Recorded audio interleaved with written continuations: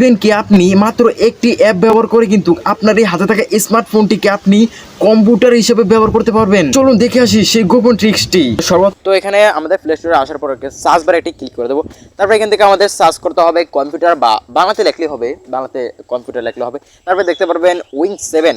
তো এই অ্যাপটি দেখতে পারবেন। তো এই অ্যাপটি কিন্তু আপনারা অবশ্যই কিন্তু প্লে স্টোর থেকে ডাউনলোড করে নেবেন। এটাই কিন্তু সেই কম্পিউটারের কপি, মানে কাজ করে আর কি, সেই কম্পিউটারের মতোই মোবাইলের ভিতরে হালকা পাতলা কাজ করে।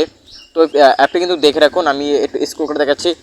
অ্যান্ড এখান থেকে একটু প্লেতে ক্লিক করলাম, তো এরকম কিছু একটা করলো আর কি। তো তারপরে কিন্তু আমাদের এটা দেখতে পাচ্ছেন অন্ধকার হয়ে তারপরে কিছু লোডিং নিতে আছে।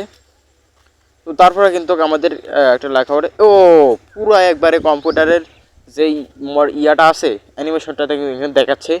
তো দেখা যাক কী হয়। তো দেখতে পাচ্ছেন, ওয়াও। তো এখান থেকে বক্সের পেটটি ক্লিক করে দিতে হবে আমাদের। সিম্পলি বক্সের পেটটি ক্লিক করে দিবেন, তারপর এরকম ইন্টারভিউ আসবে। তো সিম্পলি এখান থেকে আপনারা দেখতে পাচ্ছেন একবারে কম্পিউটারের মতো ইন্টারফেসটা আছে কিছুটা।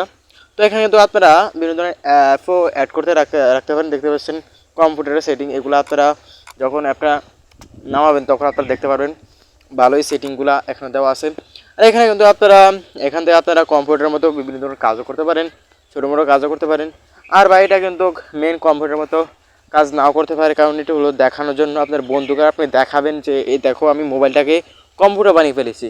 তো এটা মজার মতো আর কি, এই দেখতে পাচ্ছেন। আর এখানে কিন্তু আপনারা কিন্তু এখানে ওয়েলপেপারটা পাঠিয়ে দেবো, আপনারা চেঞ্জ করতে পারেন। দেখতে পাচ্ছেন আমি চেঞ্জ করে নিলাম। আসসালামু আলাইকুম সবাইকে, ধন্যবাদ।